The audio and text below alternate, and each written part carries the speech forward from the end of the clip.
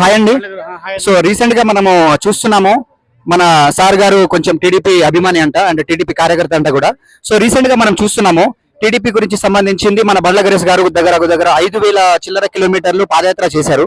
And cut చేస్తే తను చంద్రబాబు నాయుడు గారి గురించి ఆ రోజులో తను జైల్లో ఉన్నప్పుడు బయటికి రావాలి అండ్ తను బయటకు వస్తే స్వామివారిని నేను పాదయాత్రలతో మొక్కుకుంటా. అండ్ మొన్న తెలిసిన విషయం కూడా అలిపిరి దగ్గర చేరుకున్నాను, ఇంకొక రేపటైతే నేను స్వామివారిని దర్శనం కూడా అవుతుంది.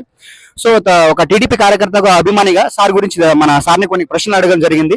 సో ఆయన బండ్ల గణేష్ గురించి ఏం మాట్లాడతారు, ఏం చెప్తారో ఒకసారి విన్నాం. నా పేరు ఉపేంద్ర సార్. సరే ఉపేంద్ర గారు, సో మీరు బండ్ల గణేష్ గారి గురించి బాగా తెలుసు, బాగా మాట్లాడతారని మాకు తెలుస్తుంది. సో చెప్పండి, బండ్ల గణేష్ గారు అసలు నడవడానికి కారణం ఏంటి, సో దాని వెనకాల ఏమున్నాయి? బండ్ల గణేష్ గారు మా తాతను మామూలుగా మన చంద్రబాబు అందరికి అభిమానులు ఉంటారు, బాలకృష్ణ అభిమానులు ఉంటారు, పవన్ అభిమానులు ఉంటారు.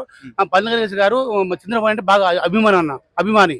అతను ఆ రోజు జైలు ఉన్నప్పుడు బాబు గారు ఏంటి ఇంత ఇంత అతను 20 సంవత్సరాలు 15 సంవత్సరాలు సీఎం చేశాడు, అతన్ని ఏంది వాళ్ళ జైలు పెట్టారు, కంపల్సరీగా రేపు వస్తారా మాపు వస్తారా అని అడిగారు అందరినీ.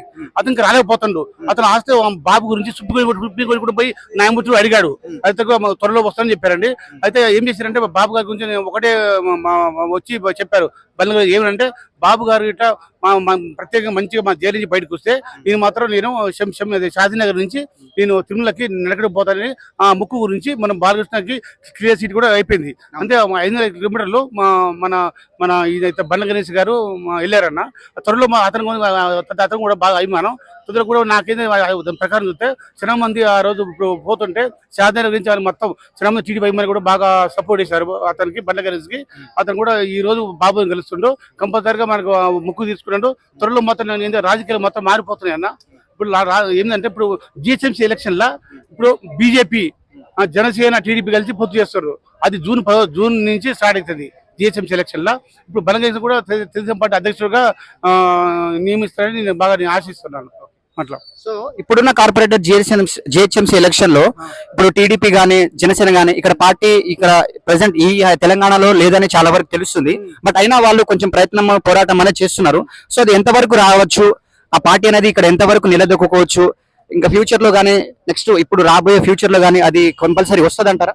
కంపల్సరీ కదా, ఎందుకంటే ఆ రోజు మనం ఆ రోజు ఉన్నప్పుడు టీఆర్ఎస్ ఉన్నదంతా టీడీపీ వాళ్ళన్నా. ఆ రోజు మన కేసీఆర్ గారు చాలా మందిని మా టీడీపీ ఎమ్మెల్యేని చాలా మంది లాక్కున్నాడు. అదే ఆ విధంగా ఇప్పుడు మళ్ళీ బాబు చంద్రబాబు నాయుడు మళ్ళీ తెలంగాణలో చక్రం తిప్పుతున్నాడు. చాలా మంది ఏం చేశారంటే మళ్ళీ బాబు వస్తేనే మనకు అభివృద్ధి చెందుతుంది, ఆంధ్ర కూడా బాగా చేస్తుండు. ఈ మన టీడీపీ ఉండాలి.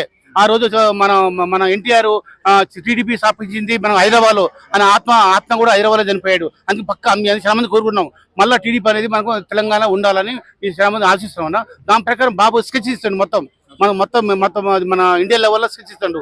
కంపల్సరీ 100% జిహెచ్ఎంసీ ఎలక్షన్ లా కంపల్సరీ మనం మోడీతో కూడా మాట్లాడిండు. మళ్ళీ మొత్తం ముగ్గురు పొత్తు కలిపి జిహెచ్ఎంసీ అంటే మన జూన్లో ఉన్నాయి. ఈ రోజు మనం మున్సిపాలిటీ ఎలక్షన్లు అయిపోయినాయి.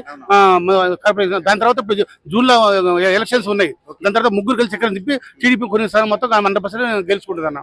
ఆ లోపు మనం బండ్ల గణేష్ కూడా టీడీపీకి 100% అవుతారని చాలా మంది ఆశిస్తున్నాం.